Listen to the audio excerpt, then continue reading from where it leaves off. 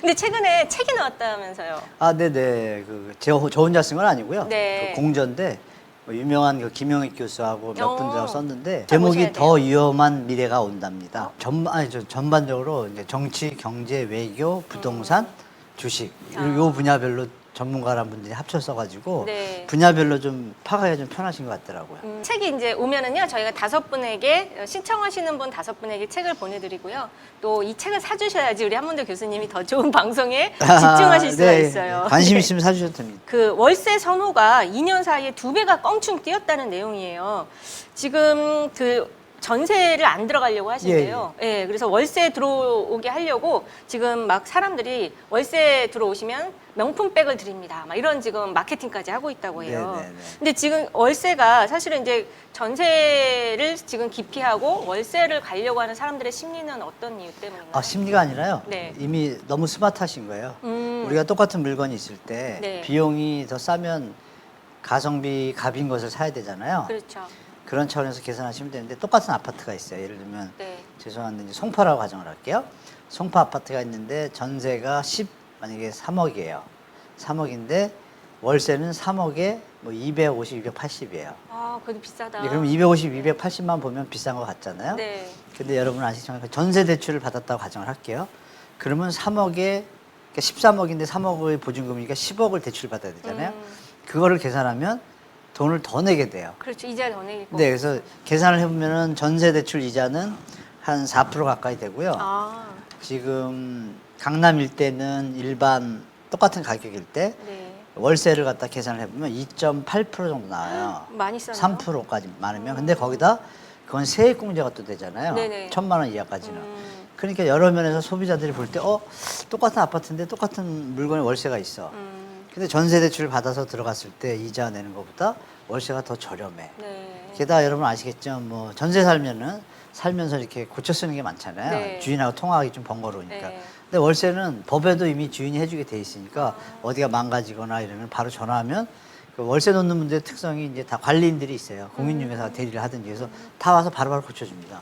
그러니까 당연히 똑같은 물건이면 월세로 하는 게 낫죠. 네. 그러니까 뭐 돈이 없고 뭐 이런 문제가 전혀 아니고 스마트하시고 비용을 더 저렴하게 똑같은 걸 사용할 수 있으니까 이거는 여기만 해당되는 게 아니라 빌라부터 다 해당되고 있습니다. 지금 그래서 월세가 점점 늘어나고 있습니다. 네, 그럼 참 소비자들이 굉장히 현명하게. 네, 맞습니다. 한 꼼꼼하게. 푼이라도 아끼려고. 네, 한 푼이라도 아끼려고. 이거를 갖다가 기레기들이 네. 월세 난민이라고 쓴 기레기가 있었잖아요. 기억나실 거예요? 한 두세 달 전에 네. 뭐 월세가 늘어난다는 기사 속에서 월세 난민 증가 이런 아주 XX 기레기가 있죠. 그죠?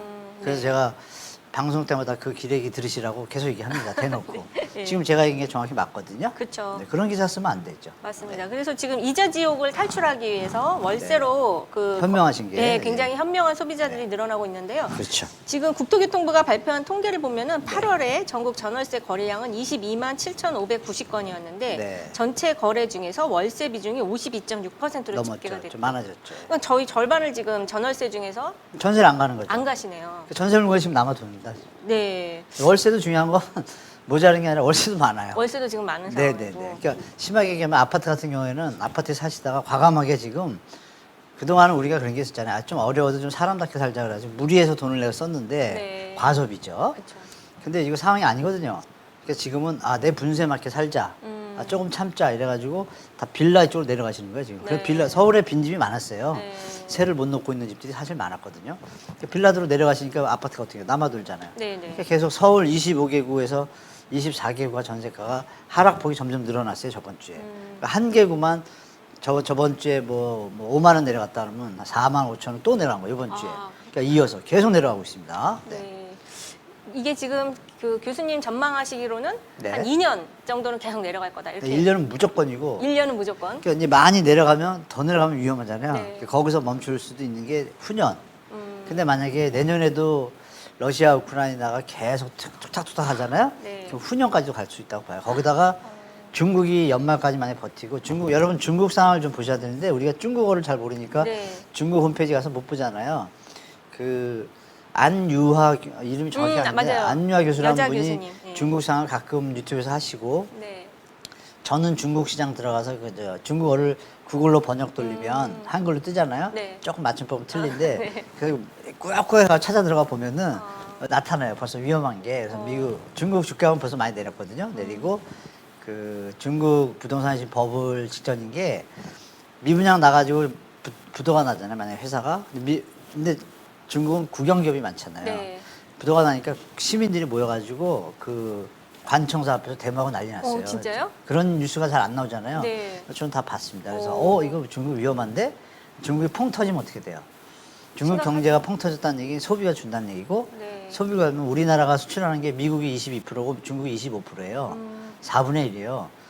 또 감소되잖아요. 그럼 우리한테 네. 도움이 될 게 없죠. 뭐 그런 것도 좀 있습니다. 그래서 내년은 무조건인데 후년도 될 가능성도 있다 이렇게 보셔야 되죠. 어쨌든 2년은 진짜 허리띠 졸라매야 될 것 네, 같아요. 네. 근데 중국도 황보시보를 한번 검색해서 예. 지금 중국의 부동산 시장은 어떤지 보시는 것도 좋을 것 같아요. 네. 대출 이자가 너무 높은데 큰 맞아요. 걱정입니다. 주변에서 이번 고정금리 신청 대부분 안 했습니다. 조건이 4억 이하 아파트 등 까다롭고 실제 대상이 아니었는데요. 이런 건 논란이라고 생각합니다. 농간이라고 생각합니다. 지금 은행은 돈을 엄청 번다는 얘기가 있어요. 네, 원래 이게 호황기죠. 네. 금 이렇게 난리가 났을 때.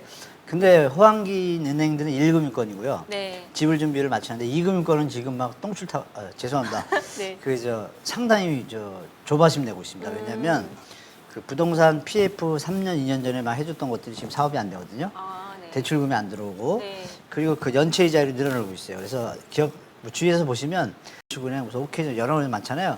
거기서 아마 특판 상품이 많이 나올 거예요. 막 5%, 10%짜리들이. 네.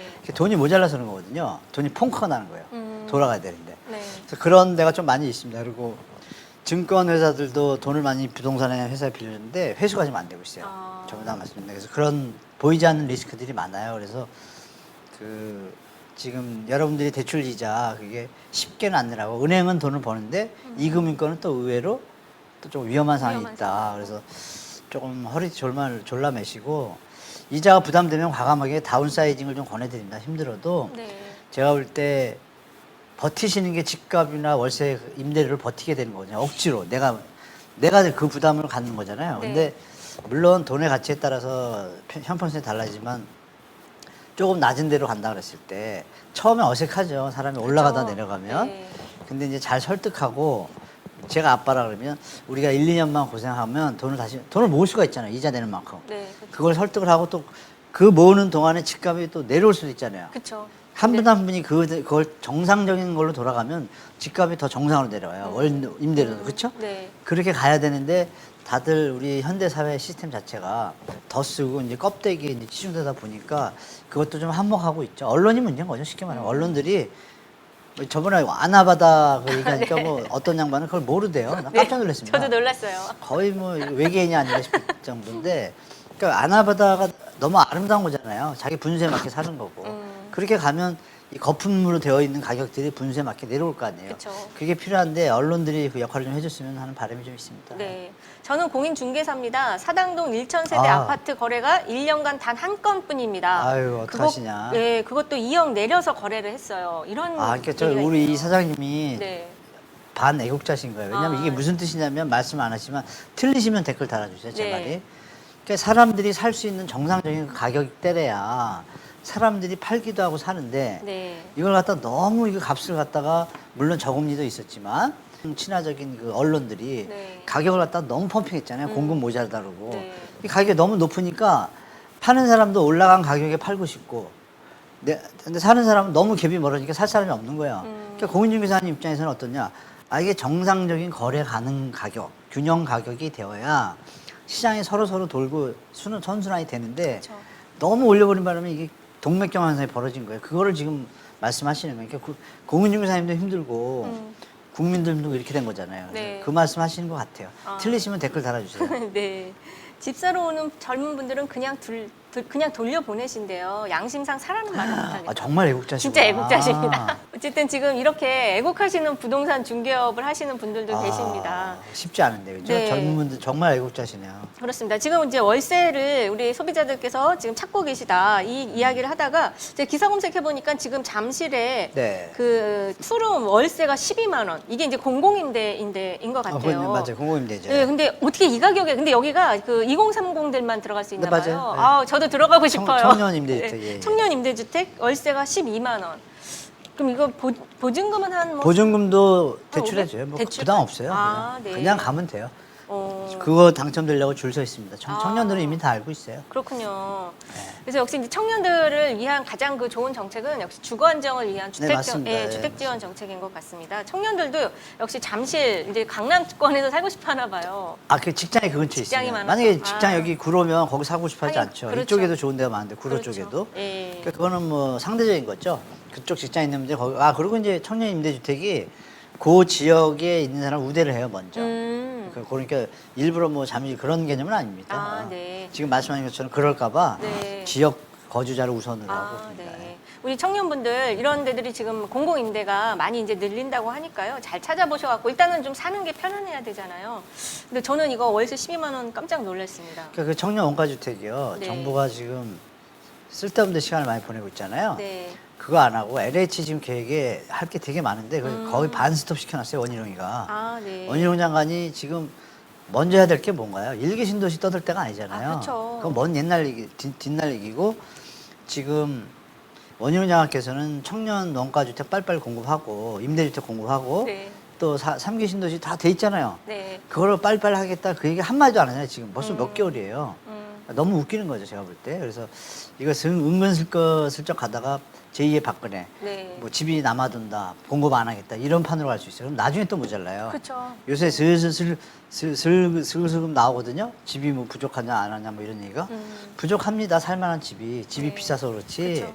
다 좋은 집에 살고 싶잖아요. 그러면 이미 택지가 되었으니까 빨리빨리 해야 되잖아요. 그렇죠. 안 하잖아요. 네. 아주 속이 보이죠? 속이 보여요. 네네. 국민들 다 아실 겁니다.